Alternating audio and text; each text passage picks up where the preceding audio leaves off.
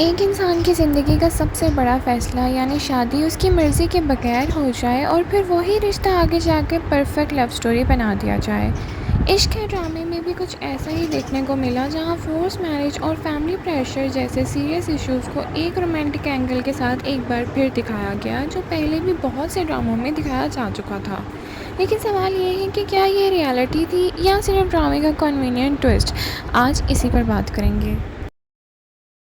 अस्सलाम वालेकुम नाज़रीन, welcome back to my channel. आज हम बात करेंगे इश्क है। इश्क है एक रोमांटिक ड्रामा था जो कि इंटेंस लव स्टोरी के गिर्द घूमता था।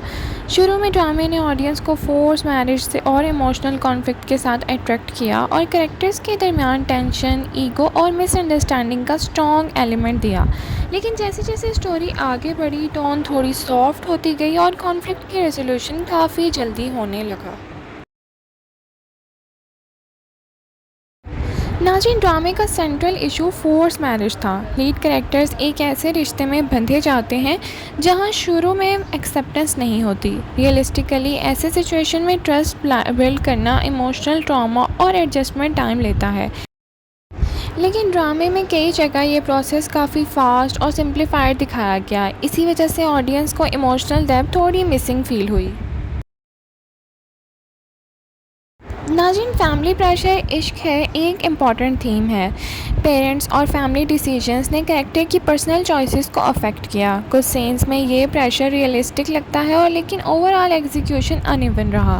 कभी लगता है कि ड्रामा सीरियस इशू रेस कर रहा है और कभी लगता है कि सब कुछ ईजिली सॉल्व हो रहा है। ये इनकन्सिस्टेंसी ऑडियंस को कंफ्यूज करती है। नाज़रीन, सबसे ज़्यादा क्रिटिसिज्म ड्रामे को इसी पॉइंट पर मिला कि सीरियस प्रॉब्लम को बहुत इजीली रिजॉल्व कर दिया गया है। जब कॉन्फ्लिक्ट्स लॉजिकल लंबी स्ट्रगल डिमांड करते थे, वो कुछ एपिसोड्स में ही ठीक हो जाते हैं। इससे स्टोरी को इमोशनल इम्पैक्ट कम हो जाता है और ऑडियंस को लगता है कि राइटर्स ने रियलिज्म के बजाय हैप्पी एंडिंग शॉर्टकट चूज़ की है। नाज़रीन, एक पॉजिटिव पॉइंट ये था कि लीड कपल की केमिस्ट्री बहुत स्ट्रॉन्ग थी। उनके सीन्स इमोशनली इंगेजिंग थे और ऑडियंस को कनेक्ट करते थे। लेकिन सिर्फ केमिस्ट्री स्टोरी को कैरी नहीं कर सकती जब राइटिंग वीक हो जाए। इसी वजह से ड्रामा इंटरटेनिंग तो था, लेकिन डेप्थ में कमी महसूस हुई। ऑडियंस का रिएक्शन भी काफ़ी मिक्स्ड रहा।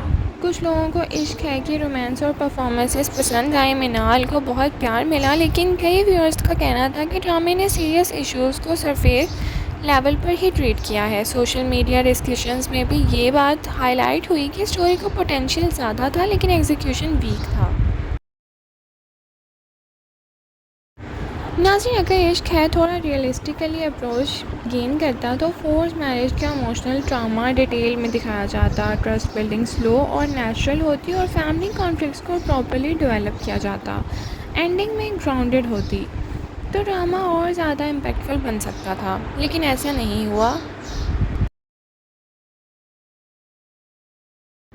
नाज़रीन, ओवरऑल इश्क है ड्रामा एक एंटरटेनिंग रोमांटिक स्टोरी था, लेकिन सीरियस इश्यूज़ को हैंडल करने में वीक रहा। स्ट्रॉन्ग केमिस्ट्री और इमोशंस के बावजूद कन्वीनियंट रेजोल्यूशन ने स्टोरी की डेप्थ कम कर दी थी, जिसकी रेटिंग 7.5 और 10 आई।